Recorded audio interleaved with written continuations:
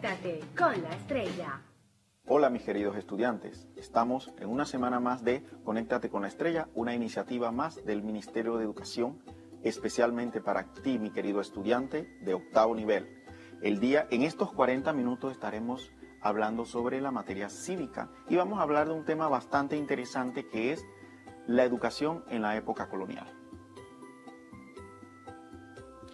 No sin antes, es muy importante que tomes en consideración las medidas de higiene y más en este tiempo de pandemia en el cual necesitamos estar unidos en muchas facetas de nuestra vida. Es muy importante lavarse las manos, muy bien lavarse las manos. Hago la aclaración.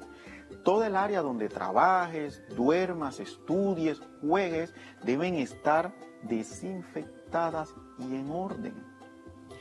Es muy importante que recuerdes estas medidas de higiene todo el tiempo y a todos los familiares de tu hogar. Recuerda, si te cuidas tú, nos cuidamos todos. Necesitaré que tengas en consideración las siguientes cosas. El lugar donde te encuentres debe ser cómodo y estar ordenado y limpio. Evita las distracciones, cuaderno de apuntes, lápiz o bolígrafo. Necesitaré que estés muy atento y disfrutar de este espacio. Recuerda tomar apunte de los aspectos más importantes que encuentres o escuches en esta clase, porque eso te ayudará a resolver algunos de los retos que te pondré al final de la clase. Frase célebre: la educación es nuestro pasaporte para el futuro, porque el mañana pertenece a la gente que se preparó el día de hoy. Malcolm X. Repaso. En la clase anterior estuvimos viendo situaciones que ponen en riesgo nuestra salud. Pero ¿por qué es importante que identifiques esas situaciones que ponen en riesgo tanto tu salud como la de tus padres o la mía? Vamos a ver a qué le llamamos conductas de riesgo. Una conducta de riesgo es toda conducta que va en contra de la integridad física, mental, emocional o espiritual de la persona y que puede incluso atentar contra tu propia vida. Factores de riesgo son aquellas condiciones físicas, psicológicas y sociales que incrementan significativamente la posibilidad de que un individuo incurra en una conducta de riesgo. ¿Por qué tenemos que saber qué es una conducta y cuáles son esos factores? Porque, por ejemplo, hoy en día estamos viviendo situaciones peligrosas tanto para usted como estudiante, peligrosas para sus padres de familia, peligrosas para nosotros los docentes, ¿verdad?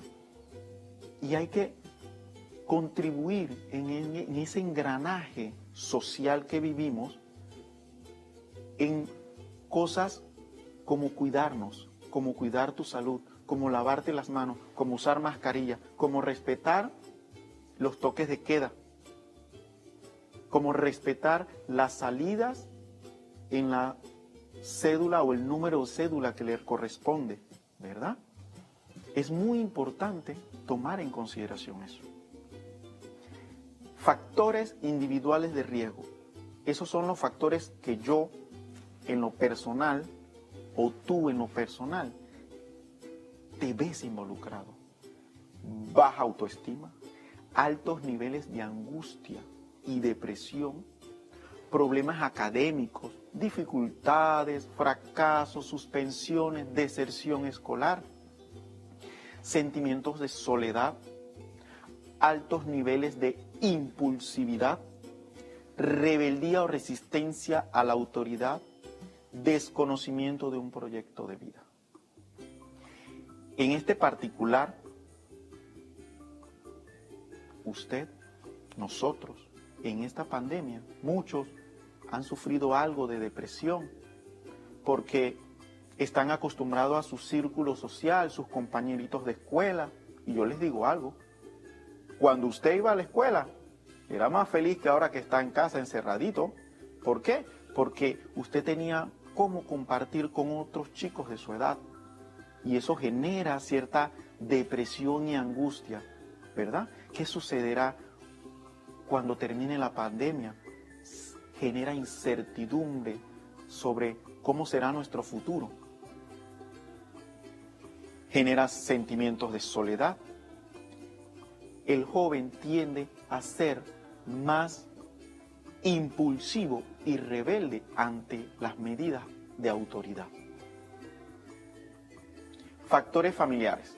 Esos son los factores que dependen de tu papá, de tu mamá, de tus hermanos, del abuelo, de todos los que conforman el engranaje familiar.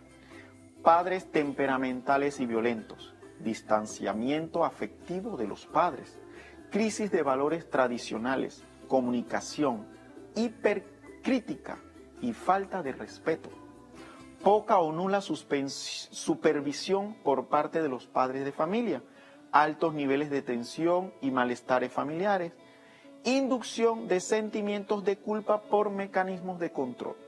Aquí vamos a hablar de dos situaciones. Crisis por valores tradicionales. Desafortunadamente,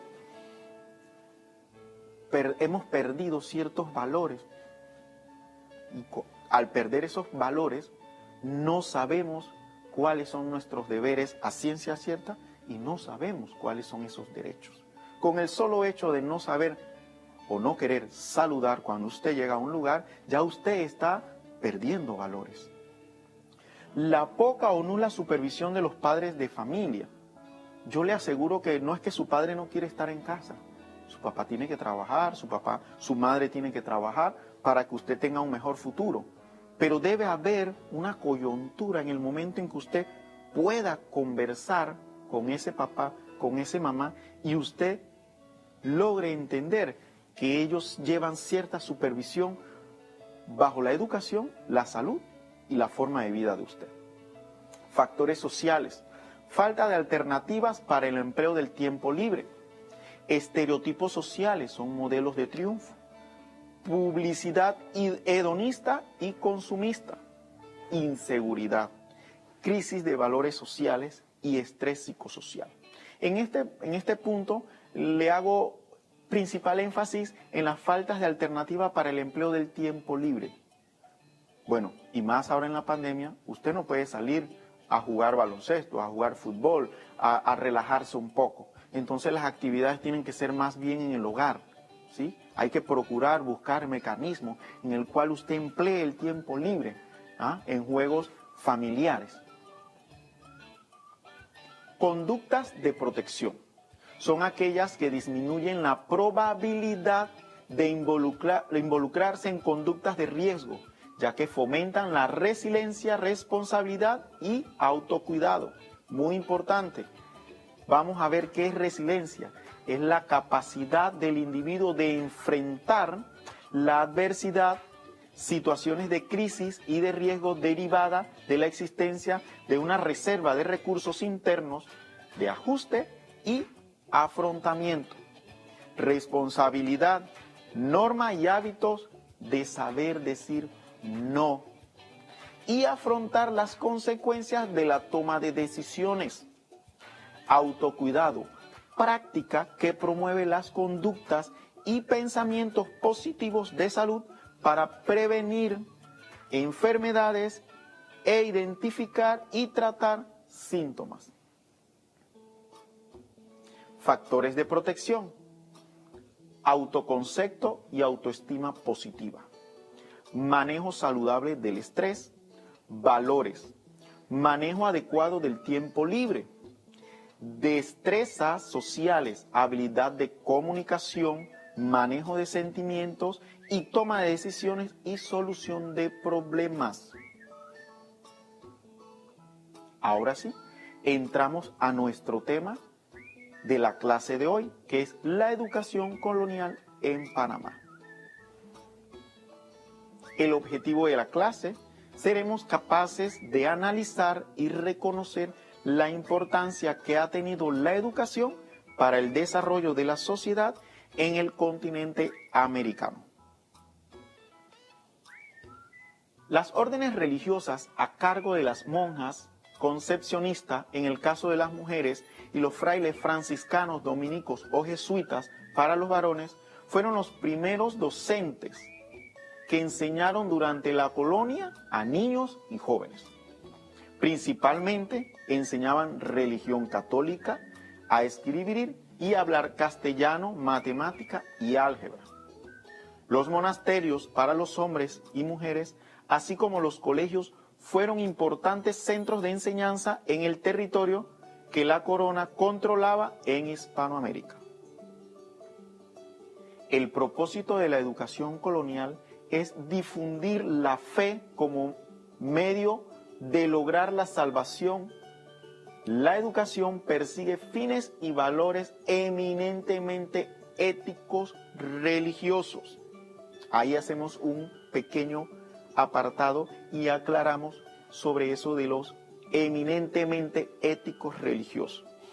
Cuando los españoles llegan a América, la idea principal de esa conquista era la evangelización y la cristianización de los indígenas, de las personas autóctonas de la región.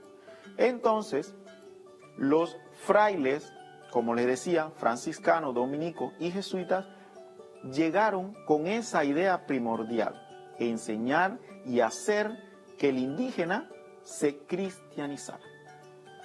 Con el régimen de casta se busca educar a una élite selecta. No se educaban a todos por igual. Se crearon universidades con el molde de la Universidad de Salamanca, que era el molde de la universidad medieval. En nuestro país, el Colegio San Agustín de los Agustinos y el Colegio Javier de los Jesuitas y la Universidad de San Francisco Javier, los cuales eran solo una élite social colonial, que eran los criollos, que eran hijos de españoles nacidos en el Istmo de Panamá. Eso eran los que se educaban en estas grandes congregaciones, por decirlo así. La catequesis, ¿cómo era la catequesis para los indígenas? Esta catequesis no era una escuela con bancas, con pizarrón, con un profesor explicando a detalle. No. Se le llamaba escuela doctrinera. Y no era un local con bancas, ni mapas, ni pizarras. Era una reunión de indios que se realizaba un domingo en la plaza del pueblo, en la cual ponían al indígena a repetir y a repetir y a repetir los dogmas hasta que se memorizara el dogma y cantaban cánticos religiosos. Veamos un video sobre esta educación. Finalmente, si queremos comprender la independencia, es clave saber qué pasaba en la colonia. Pero yo no sé cómo eran, oiga. Es hora de llamar al profesor superior. Silveria, no olvide que los cubiertos se usan de afuera hacia adentro. A ver, ¿cuáles son los cubiertos para el postre? Pues los más chiquitos, porque los ricos son tacaños y no les gusta servir mucho postre. ¿Y los del plato fuerte? Estos, los más grandes, profesor. ¡Ay! ¿Qué pasó, oiga? Por San Martín de Porres. ¿Se encuentra bien, Silveria? Claro que estoy bien, hombre. Deje la laraca. Pero, profesora Coró, Hamilton necesita saber cómo eran los colegios en la época de la colonia. ¡Al merluzapato! ¡Con prontitud!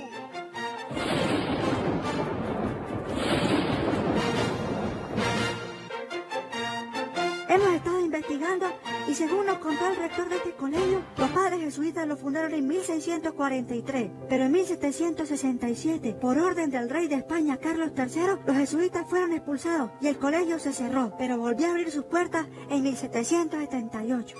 Entonces viajaremos a Popayán en 1778 a recorrer las huellas de la historia. ¡Con prontitud!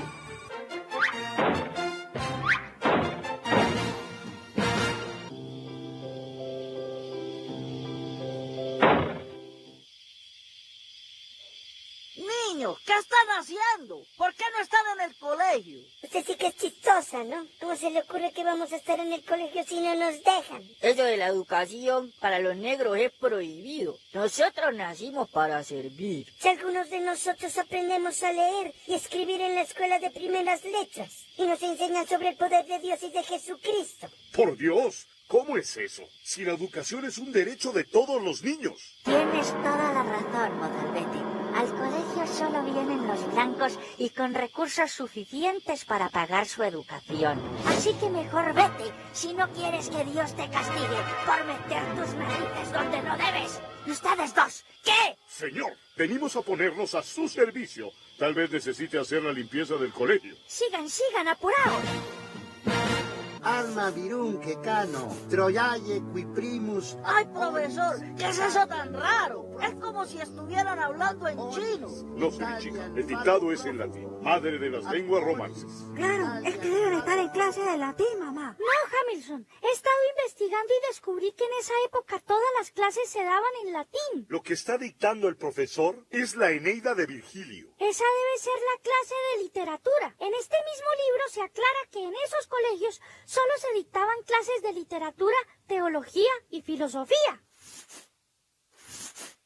¿Qué hace ahí, joven? Es que el profesor me castigó por no aprenderme la lección. Hamilton y Lina, estamos afuera en un salón de clase y estamos viendo a un joven llorar. Imagínense que el profesor lo castigó por no saberse la lección. Oigan, ¿ustedes qué hacen acá? ¿No saben que los negros tienen prohibido el ingreso al colegio? Y también las mujeres, los indios y los blancos sin riquezas. Mejor dicho, en este tiempo casi nadie se podía educar. No hay ni una sola niña por aquí. Pues sí, solo unos privilegiados podemos estudiar. Ahora retírense. Mamá, según nuestra investigación, en esos tiempos las mujeres no iban al colegio porque normalmente se encargaban de las labores domésticas.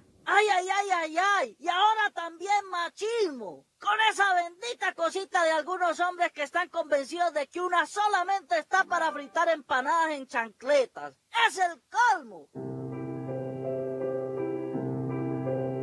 No todos los niños iban al colegio. Algunos tenían tutores que les dictaban clases privadas, aunque esto era más costoso que ir al colegio. También encontramos que a finales del siglo XVIII, José Celestino Mutis y el entonces obispo Caballero y Góngora intentaron impulsar una reforma educativa para incluir más materias. Continuamos. Las escuelas de las primeras letras. La apertura de la Escuela de las Primeras Letras se dio en la antigua ciudad de Panamá. A más de impedimentos, alcanzó logros escasos, aunque demostró interés por autoridades y sociedad local para alcanzar un buen nivel educativo. A estas escuelas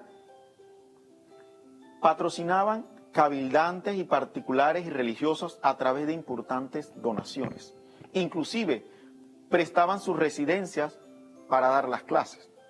En 1575 se concretó con la apertura del Colegio de la Compañía de Jesús, dependiendo de la congregación de Quito y luego de Nueva Granada. Fue rasgo positivo.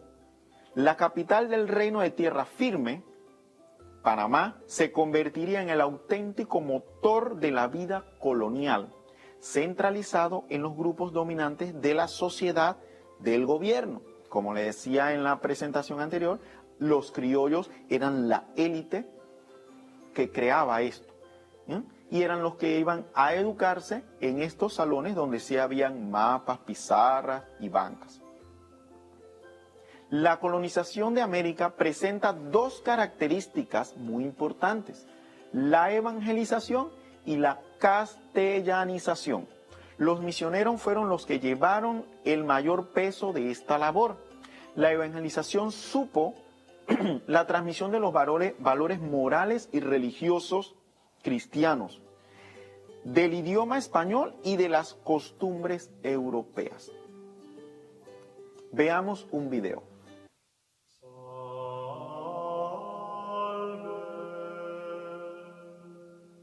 Consumada la conquista militar de los pueblos indígenas, la corona española tuvo una gran preocupación: la evangelización del nuevo territorio como una forma de consolidar su dominio a través de la tradición católica y el conjunto de ideas, sentimientos y costumbres que la integraban.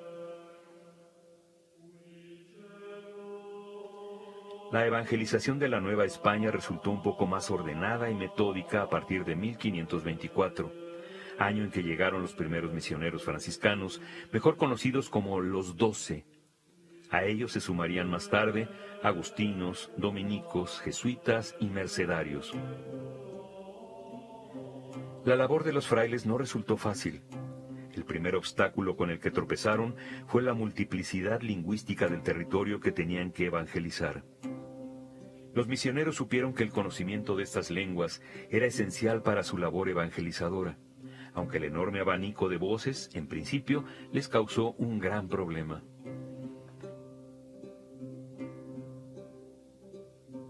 Los primeros intentos de comunicación resultaron muchas veces infructuosos e incluso cómicos, como la predicación mediante señas, que solo traía más confusiones. También lo intentaron con intérpretes, quienes las más de las veces distorsionaban la información, pues por ejemplo, la confesión resultaba odiosa y molesta a través de un intérprete. Más acertada fue la elaboración de unos librillos para la enseñanza del cristianismo, adaptando el método indígena de pinturas, con un texto explicativo en náhuatl.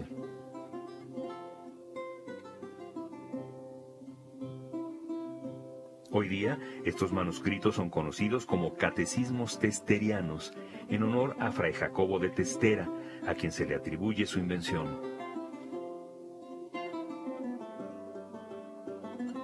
Otro procedimiento empleado por los evangelizadores consistió en escribir un breve sermón en castellano que se hacía traducir por algún intérprete. Enseguida, el fraile lo aprendía de memoria y lo declamaba ante los indios. Pronto tuvieron que renunciar a estos sistemas y concentrarse en el estudio de las lenguas vernáculas, principalmente el náhuatl.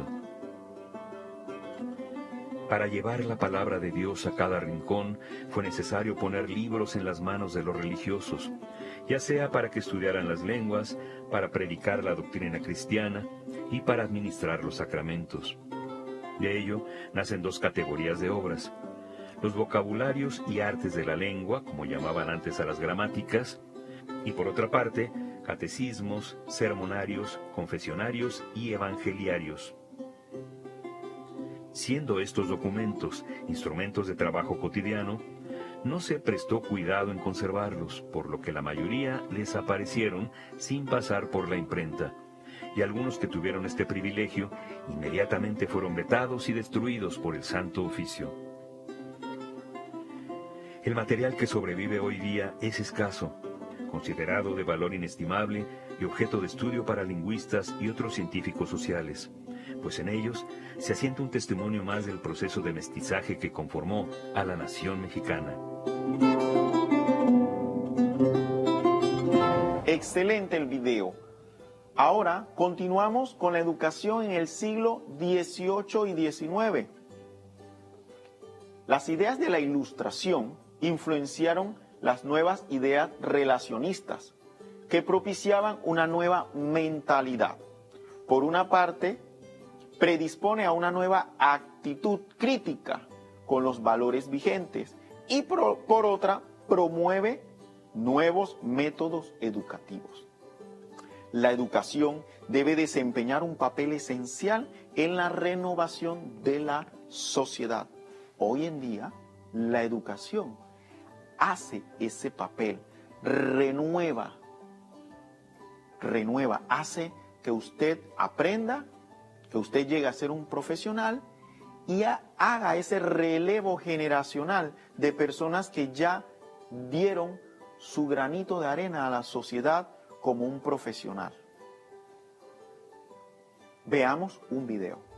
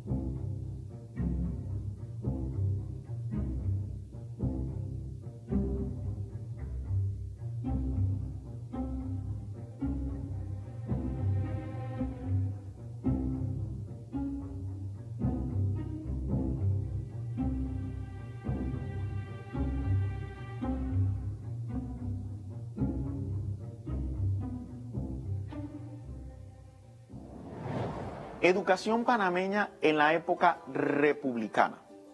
En los años 60 del siglo XIX, la Asamblea Legislativa de Panamá aprobó la Ley Orgánica de Educación y gracias a ellas se pusieron en práctica múltiples proyectos educativos. En 1904 se firma en la Constitución Política de la República de Panamá y la Ley 11 Orgánica de Instrucción Pública, en las que se proclaman los principios constitucionales y legales que fundamentan el sistema educativo panameño. Veamos un video. La educación superior en la época republicana, 1903 a 2003. La Constitución Política de la República de Panamá creó el marco jurídico para el establecimiento de centros de enseñanza secundaria y profesional y dispuso las carreras que habrían de ofrecer. La Ley 11 del 23 de marzo de 1904 vializó la creación del Colegio Universitario de Panamá. Posteriormente, la Ley 52 del 20 de mayo de 1904 autorizó la construcción de un edificio destinado a albergar a la universidad y la Ley 6 del 26 de septiembre de 1906 estableció una subvención del Estado y 7 becas destinadas a estudiantes de la Facultad de Derecho y Ciencias Políticas del Colegio Universitario de Panamá. En 1912 surgió un nuevo proyecto de universidad panameña, impulsado por el rector del Instituto Nacional, Edwin Grandester, pero no logró concretarse. Sin embargo, en 1913 se organizó un curso profesional de matemática con una duración de 3 años para formar educadores para la enseñanza de la matemática. En 1917 se crearon las escuelas de medicina y cirugía y medicina dental, instituyéndose la Escuela de Medicina y Cirugía en el Hospital Santo Tomás. En 1918 se creó la Escuela de Derecho y Ciencias Políticas y una Facultad Nacional de Derecho que se reorganizó en 1925 y que finalmente cerró en 1928. Desde 1920 se empezaron a ofrecer cursos universitarios de farmacia y agrimensura en el Instituto Nacional. En noviembre de 1924 se crearon las escuelas de medicina, lengua moderna y pedagogía, esta última procedida por el Instituto Pedagógico, encargado de la formación de profesores de segunda enseñanza. En 1930 se organizó con carácter privado la Escuela Libre de Derecho, que fue reconocida oficialmente por decreto ejecutivo en 1933. Este mismo derecho creó además la Facultad de Educación y Reglamento, al igual que el Instituto Pedagógico, las escuelas de farmacia, Derecho y Agrimensura, que pasarían a formar parte de la Universidad de Panamá desde su creación en 1935. A nivel internacional, Panamá propuso entre 1915 y 1940 la creación de 3 universidades destinadas a servir al mundo desde la capital del país. Estas fueron la Universidad Panamericana, la Universidad Bolivariana y la Universidad Interamericana. La Universidad Panamericana fue propuesta en Washington en el Segundo Congreso Científico Panamericano en 1915 y fue sustentada y reglamentada en 1917, pero no se materializó. La Universidad Bolivariana se presentó en 1924 en el Tercer Congreso Científico Panamericano con la idea de que empezara a funcionar en el centenario del Congreso Anfictiónico convocado por Bolivia. Fue creada por decreto ejecutivo en 1926.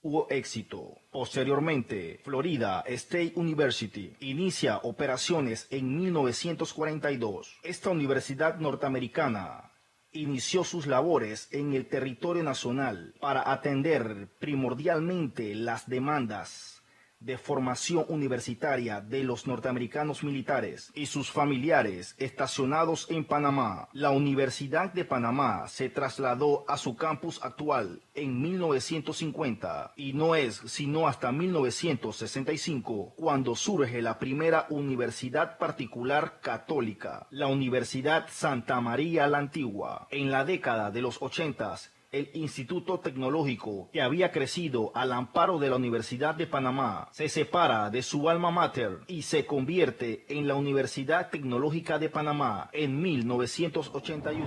Principales hitos de la educación panameña en 1950.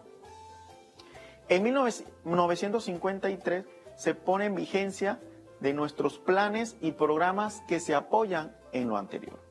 En 1960 se da la creación de la Dirección Nacional de Planeamiento Educativo. En 1961 se pone en marcha el vigor del programa de modificaciones para una comisión revisora de programas y planes de estudio. En 1970 se da la creación de los servicios de educación de radio y televisión, el Centro de Tecnología Educativa y el Programa de Nutrición Escolar. En 1975 inició la reforma educativa, que se deroga en 1979. La creación de la Comisión Coordinadora de Educación Nacional, que evalúa el sistema educativo.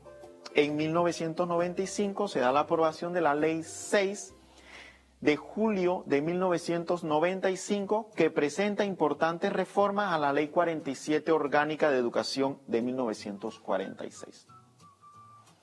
Veamos el primer reto. Cierto y falso. Responde a las siguientes preguntas. Vamos a escribir C en el concepto cierto y F para el concepto falso.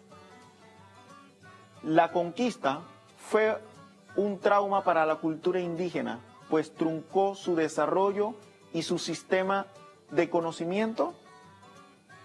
Cierto.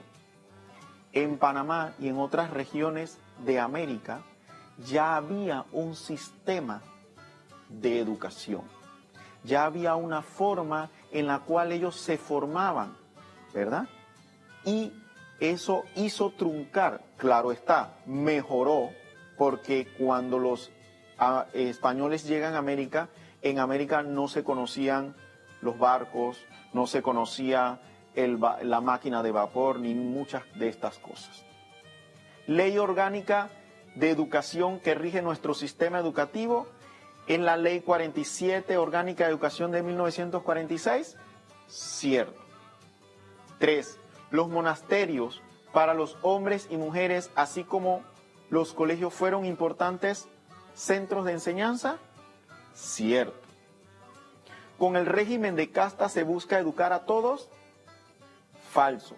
Recordemos que con el régimen de casta solo se da la educación para una élite en particular, que eran los criollos, los nacidos en América. Número 5. ¿Las ideas de la Ilustración influenciaron las nuevas? Claro que sí. Las ideas de la Ilustración en el siglo XVIII crearon nuevas ideas sobre la nueva realidad que se vivía. Ahora vamos a tener este reto para que usted lo desarrolle en casa, y una vez lo desarrolle, nos los envíe una foto a @estrellaencena al terminar la actividad. 1.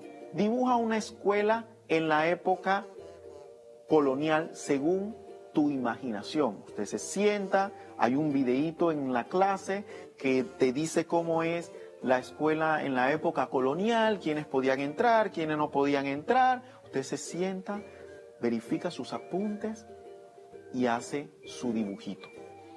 ¿Quiénes fueron los encargados de la educación en la época colonial? También está en la clase. Usted revise sus apuntes bien, con toda la calma, y ahí encontrará las respuestas. Recuerda, quédate en casa. Sal si es necesario. Es muy importante lavarse las manos constantemente y muy bien. Es muy importante que mantengas las medidas de higiene en casa. Es muy importante que mantengas tu espacio limpio, libre y ordenado, ¿verdad? Cuando me refiero a tu espacio, tu habitación, tu casa, eso es tu entorno. Si trabajas, mantén todas las cosas ordenadas y limpias. Recuerda respetar el toque de queda.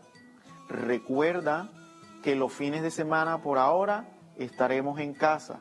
Es muy importante que tú, mi joven estudiante, seas el vocero de las medidas de higiene, seas el vocero del distanciamiento social, seas el vocero del uso de la mascarilla, ¿sí? Estas medidas contribuyen a que tú y tu familia se mantengan sanos y libres del COVID.